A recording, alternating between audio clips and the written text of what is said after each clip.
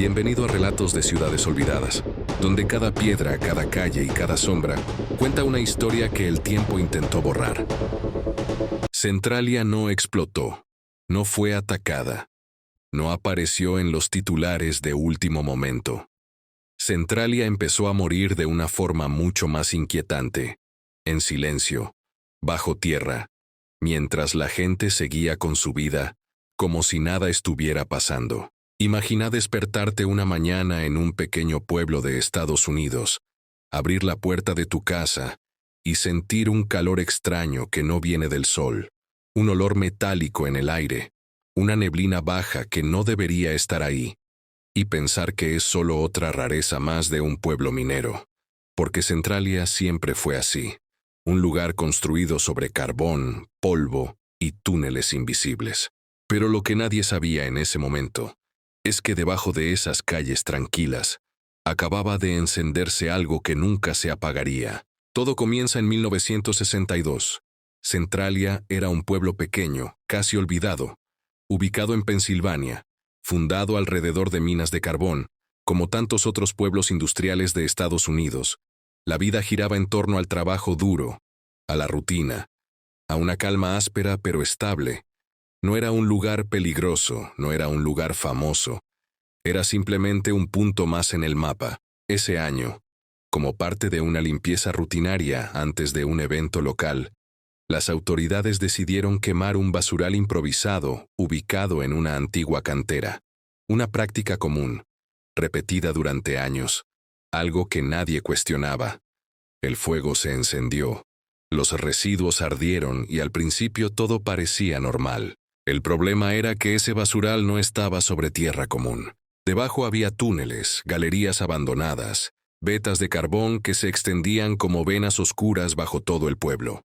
Restos de décadas de minería, mal sellados, mal documentados, ignorados. El fuego encontró una grieta, una fisura mínima, suficiente, y bajó. No hubo una explosión, no hubo una alarma, no hubo gritos.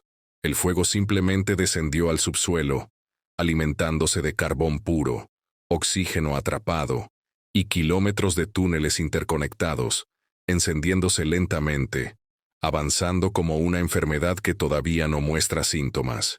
Durante semanas nadie notó nada fuera de lo común, pero el fuego ya estaba ahí. Poco a poco comenzaron las señales, primero casi imperceptibles, el suelo más tibio de lo normal en ciertos puntos, un humo fino que salía de grietas pequeñas, olores extraños que aparecían y desaparecían, animales inquietos, plantas que se secaban sin explicación. Los habitantes lo atribuían a la minería, al clima, a casualidades. Nadie imaginaba que el pueblo estaba literalmente encendido desde abajo. Los primeros intentos por apagar el incendio fueron torpes y subestimados. Se intentó cubrir el basural, sellar accesos, inyectar agua, pero el fuego ya no estaba ahí. Se había extendido bajo kilómetros de tierra, imposible de alcanzar con métodos simples. Cada túnel era una autopista para las llamas, cada veta de carbón combustible puro. Las autoridades empezaron a darse cuenta de que el problema era más grande de lo que querían admitir, pero reconocerlo implicaba algo impensado, aceptar que todo el pueblo estaba en peligro. Durante los años siguientes, el fuego siguió avanzando lentamente, no como un incendio visible, sino como una presencia constante, invisible, burlona, que se movía sin ser vista, calentando el suelo, liberando gases tóxicos, debilitando la tierra desde adentro. Centralia seguía funcionando. Los chicos iban a la escuela, los comercios abrían, la gente trabajaba, pero debajo de cada paso, el suelo se transformaba. A finales de los años 60 y principios de los 70, los problemas se volvieron imposibles de ignorar. Los niveles de monóxido de carbono comenzaron a subir peligrosamente.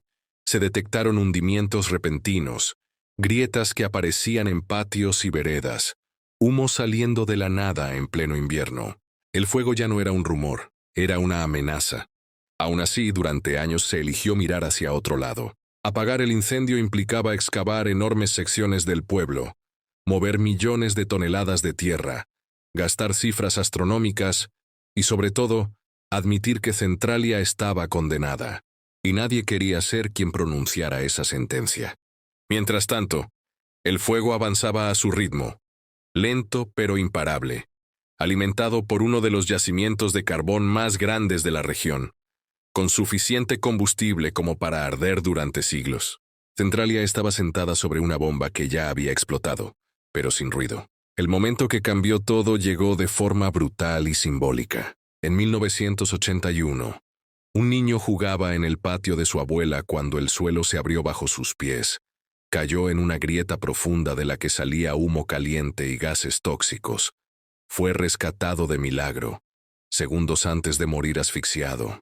Ese agujero no era una excepción, era una advertencia. Por primera vez, el peligro dejó de ser abstracto y se volvió personal, humano, imposible de negar. El incendio ya no era solo un problema ambiental o económico, era una amenaza directa a la vida. A partir de ese momento, las autoridades no pudieron seguir minimizando la situación. Estudios confirmaron que el fuego se movía bajo zonas habitadas, que los gases eran letales, que el suelo podía colapsar en cualquier momento. Centralia ya no era un pueblo seguro, pero apagar el incendio seguía siendo prácticamente imposible. Se probaron distintos métodos: barreras subterráneas, inyecciones de barro, excavaciones parciales. Todos fracasaron. El fuego encontraba nuevos caminos, nuevas vetas, nuevos túneles olvidados. Cada intento costaba millones y no lograba detenerlo. La realidad empezó a quedar clara. El incendio no iba a apagarse. No en décadas. No con la tecnología disponible. Quizás nunca. Y si el fuego no se iba, entonces el pueblo sí. Ahí comenzó el verdadero final de Centralia. No con llamas visibles, sino con una decisión silenciosa, gradual, incómoda. Aceptar que el error cometido en 1962 había sellado el destino de todo un pueblo. Pero esa historia, la de las evacuaciones, las casas vacías, los nombres borrados de los mapas, las personas obligadas a abandonar todo, no empieza todavía. Eso es lo que viene después. Porque antes de desaparecer de la superficie, Centralia tuvo que enfrentarse a algo peor que el fuego. Porque antes de desaparecer de la superficie, Centralia tuvo que enfrentarse a algo peor que el fuego. Tuvo que aceptar que el enemigo no se podía ver, no se podía apagar, y que seguía avanzando bajo cada calle, esperando el momento exacto para reclamarlo todo. Y en el próximo capítulo, esa presencia invisible va a empezar a expulsar a los vivos, uno por uno. Cuando el incendio dejó de ser invisible, Centralia ya no podía fingir que seguía siendo un pueblo normal. El fuego seguía bajo tierra, pero ahora tenía consecuencias visibles, medibles, mortales. Lo que comenzó como un error técnico se transformó en algo más inquietante. Una evacuación que no se anunció de golpe. Una desaparición lenta, casi burocrática, que terminó borrando a una ciudad entera sin necesidad de una explosión final. Después del incidente del niño que cayó en la grieta humeante, el miedo se volvió cotidiano. Ya no era una historia que circulaba en voz baja, era algo que se sentía al caminar, al respirar, al dormir. Detectores de gases comenzaron a sonar en casas, escuelas y edificios públicos. El monóxido de carbono, incoloro e inodoro, se filtraba desde el suelo hacia los espacios cerrados, acumulándose de noche, volviendo cada amanecer una posibilidad de no despertar. Las autoridades estatales enviaron equipos técnicos, geólogos, ingenieros, expertos en minas. Los informes fueron claros y aterradores. El incendio avanzaba de forma irregular, creando bolsas de gas, debilitando el suelo, generando huecos invisibles bajo las casas. No había forma de predecir dónde aparecería la próxima grieta, ni cuándo. Centralia se había convertido en una trampa. Al principio, nadie habló de evacuación. Se habló de soluciones, de planes, de intentos más ambiciosos para contener el fuego. Se habló de muros subterráneos, de aislar sectores, de desviar el avance del incendio. Pero cada propuesta chocaba con la misma realidad. El fuego no respetaba límites administrativos ni mapas humanos. Seguía el carbón, y el carbón estaba en todas partes. Mientras tanto, la vida cotidiana empezó a fracturarse. Algunas familias se fueron por decisión propia, vendiendo sus casas a precios ridículos, mudándose a pueblos cercanos. Otras se quedaron, aferradas a la idea de que abandonar Centralia era aceptar que todo lo construido durante generaciones había sido en vano. El pueblo comenzó a vaciarse sin ruido. En los años 80, el gobierno tomó una decisión que marcaría el punto de no retorno. El estado de Pensilvania comenzó a ofrecer la compra de las viviendas, casa por casa, calle por calle. No fue una orden directa de desalojo, fue algo más frío, más eficaz, una invitación a irse, acompañada de dinero y la promesa de seguridad. Aceptar significaba empezar de cero en otro lugar. Rechazar significaba quedarse sobre un suelo que podía abrirse en cualquier momento. La mayoría aceptó. Las casas fueron demolidas después de ser abandonadas, no por vandalismo, sino como una forma de evitar accidentes, de impedir que alguien volviera, de borrar el rastro humano. Las calles empezaron a terminar en nada. Veredas que ya no llevaban a ningún lugar. Semáforos apagados frente a solares vacíos. Centralia se transformó en un espacio extraño, demasiado silencioso para ser un pueblo, demasiado estructurado para ser un terreno abandonado. Algunos se resistieron. Un pequeño grupo de habitantes decidió quedarse, desafiando advertencias, informes y amenazas legales. Para ellos, Centralia no era solo un lugar peligroso, era su hogar, el único que habían conocido. Vivían con detectores de gas, con ventanas abiertas incluso en invierno, con rutas de escape mentales siempre activas. Vivían sabiendo que el fuego estaba ahí abajo. Con el paso de los años, el gobierno dejó de intentar apagar el incendio. Los costos eran demasiado altos, las probabilidades de éxito demasiado bajas. Los informes hablaban de siglos de combustión posible.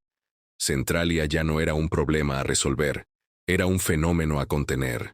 En 1992, el Estado declaró oficialmente el dominio eminente sobre las propiedades restantes, acelerando el proceso de evacuación.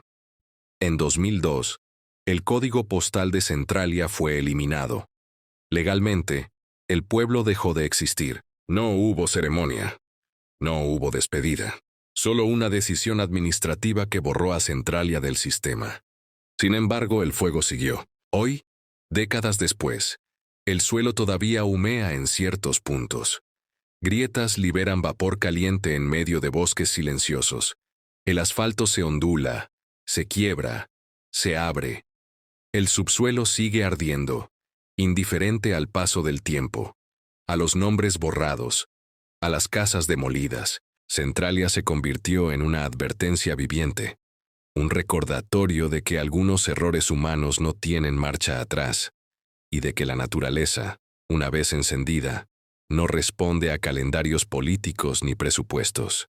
Lo más inquietante no es que el pueblo esté vacío, es que el fuego sigue esperando, esperando bajo tierra, paciente, constante, como si Centralia no hubiera terminado, como si simplemente estuviera dormida, ardiendo lentamente, recordándonos que hay lugares que no explotan, no colapsan de golpe, sino que desaparecen paso a paso, hasta que solo queda el silencio y el calor bajo tus pies.